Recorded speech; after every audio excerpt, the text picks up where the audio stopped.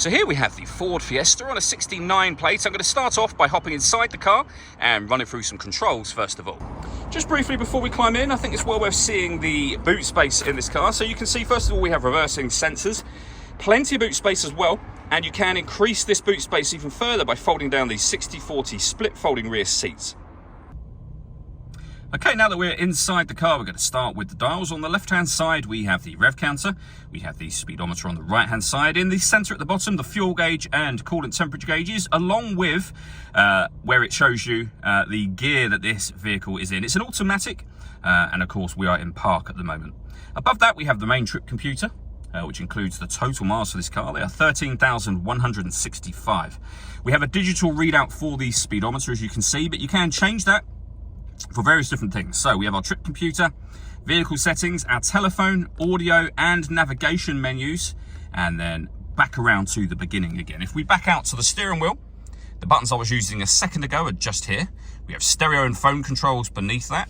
Stereo controls continue on the left-hand side, along with cruise control and speed limiter as well. In the center, we then have the touchscreen. So up on here, you can access your satellite navigation. We've done a full video showing how the sat-nav works, which you can find on our website and on our YouTube channel as well. We can go back out to the home screen from up here, and this is where you pair your phone. Search for your vehicle on your device and select it once it is found. Just follow the instructions on screen from there.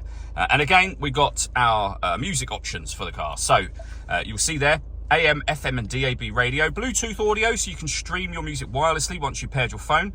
This car's also got two separate USB inputs, so if you plug devices into those, they will also appear up here as well. With the main volume for the stereo just there.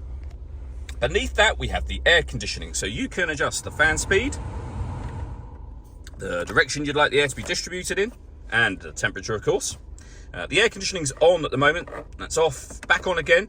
You can recirculate the air that's in the car. That's a great way of heating it up or cooling it down quickly, depending on the temperature you've set just here.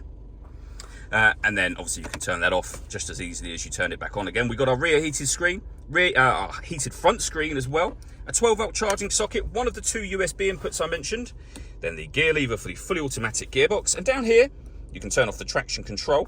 And this button turns off the stop and start. This car is designed to cut out when it's stationary in traffic to save you fuel. That system is off when that light shows. All that leaves me to say is thank you for taking the time to watch this video. If you'd like to come and see this ULEZ compliant car for yourself and have a test drive, please feel free to give either of our MJA sites a call. We'd love to hear from you soon.